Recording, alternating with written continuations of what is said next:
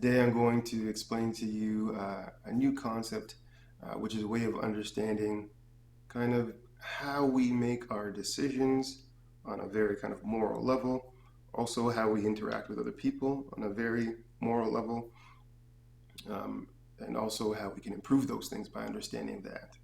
This concept is called 2D and 3D imaging.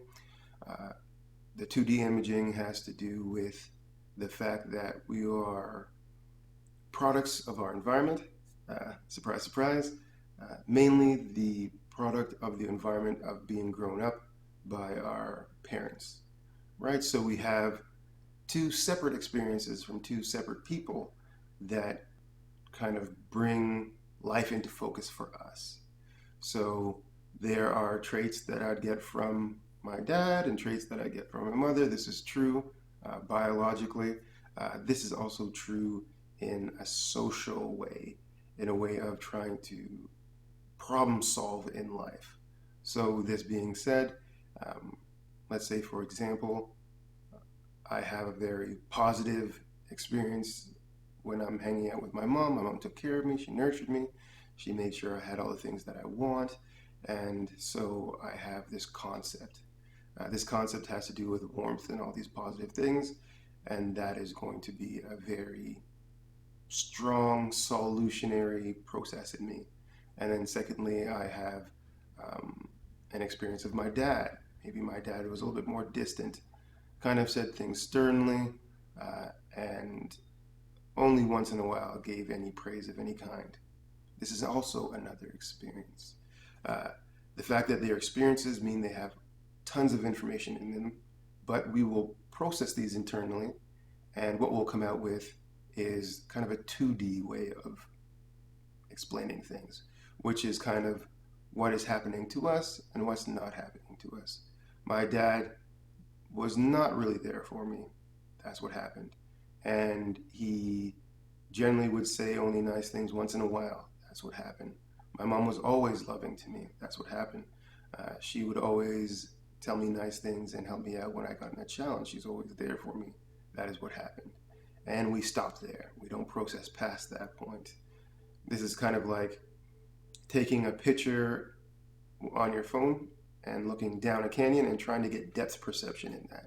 You can see kind of all the beautiful things are there. The picture is clear, but you can't see how deep that ditch or valley is. You just know that there's trees essentially. So now, when we grow up into adult life, surprise, surprise, we're using these two um, experiences, these two 2D experiences, as a way to navigate our challenges. Our brain is using this information and coming up with solutions to stuff.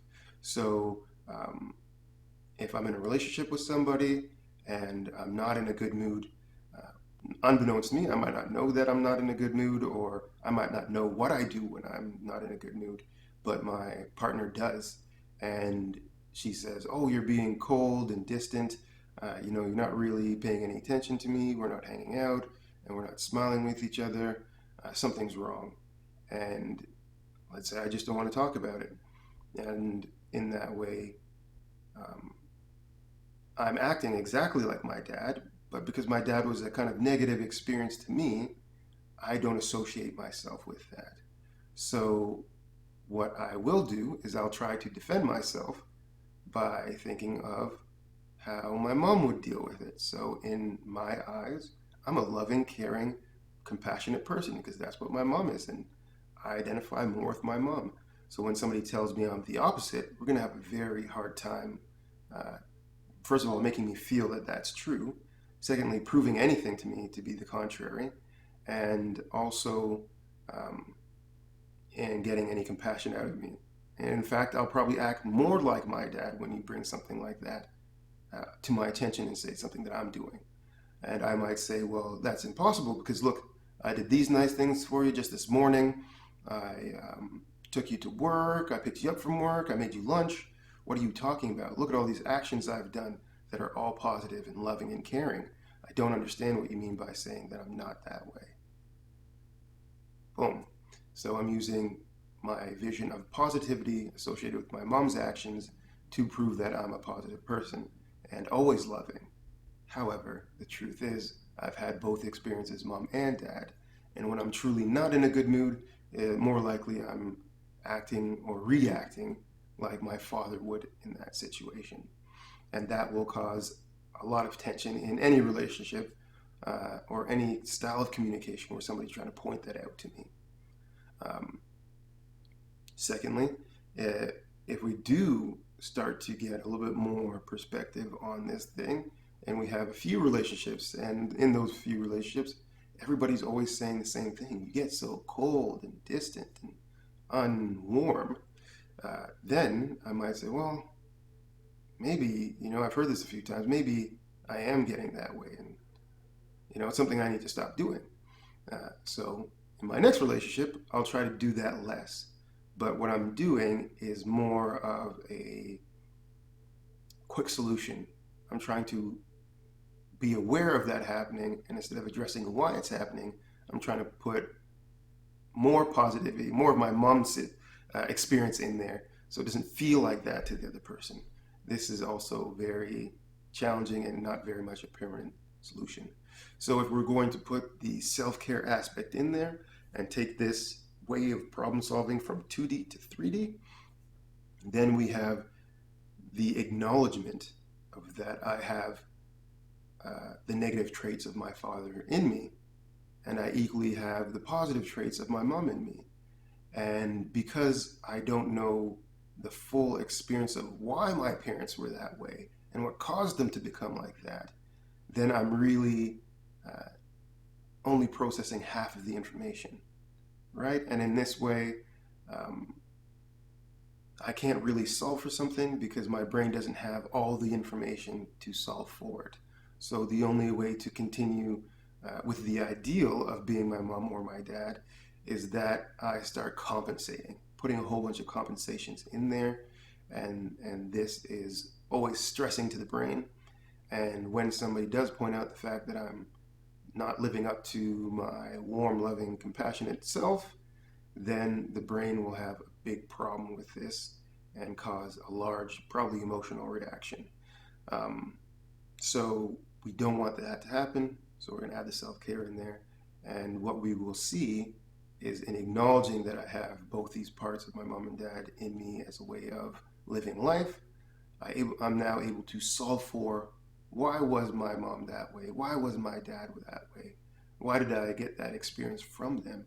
And we might see that, well, my dad was working 9 to 5 every day and providing for everybody, and his contribution was outside the home, where my mom's contribution was inside the home. So this doesn't necessarily make one good or bad. They're both two parts of the same puzzle. And in seeing that, I start to realize that I don't need to repress, myself actually being upset or angry or not happy or not talk about my emotions when I'm not having a good time.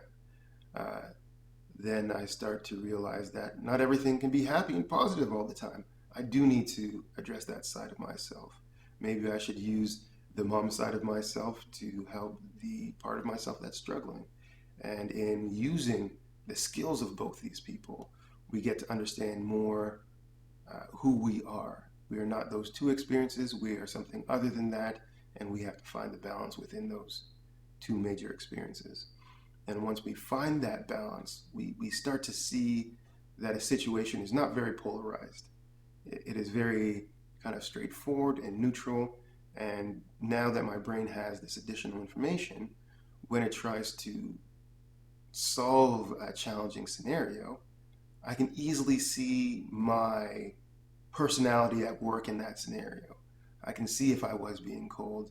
I can see if I was being overly optimistic and not paying attention to the realistic things that are happening in the scenario. Uh, and in that way, my brain has a great time solving these things. And I can't get mad or upset or frustrated with it because I know that I was being myself, and myself causes these things to happen, and then I can deal with them appropriately without compensations. And in this way, feel more steady within myself. I'm now more balanced because I can see the scenario as it is and then correct it as it is. And in this way, you'll see that your communication with other people improve. The amount of stress that you might have been under before also reduces. This allows me to make decisions not based on one side or the other, which don't really work out for me as myself. In fact, I've always been making decisions and choices based on me being in a good mood or me being in a bad mood, but not me being myself, which means I was always compromising every decision I've made. And that compromise was that the decision was never made in my actual benefit. So it goes on like that. So I just wanted to bring these points to light and explain the concept of 2D and 3D imaging so that we can get a more solid grasp on the benefits of self-care and how it helps reduce stress and how it helps improve health and how it helps improve a positive lifestyle of choices made to improve and support the health of the individual as opposed to kind of just reacting or compensations on those things that are important to us. This is essentially why we can always have the idea of what's good for us to do and what we need to change and what we need to follow through on and not get there. We are struggling with this 2D imaging and we want to make some great changes. So thank you very much for listening and have a great day.